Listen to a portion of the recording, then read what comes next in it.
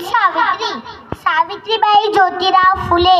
बहुतांची सारी दुःखी कष्टी जनता मला आई म्हणते, माय म्हणतात.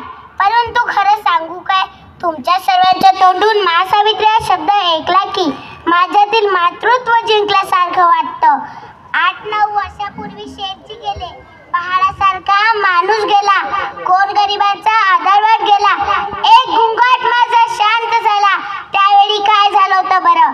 परंतु मरायच्या वेळी शेठजीने मला सांगितलं होतं, सावित्री तू रडायचं नाही, तू ज्योतिबांची जीवन साथी आहे. तू लाखो लोकांच्या डोळ्यातील आसू पुसले, आता तुला करोडोंच्या डोळ्यातील आसू पुसायचे. माझे कुटुंब झपाटलेले मोठे अन्याय सहन करायचे नाही. तुमचे मत असे आहे? अहो मी त्यांच्या संवासात धड पेनही नाही, पेन्सिलही नाही. मी मातीवर अक्षर गिरू लागले, अ आ इ.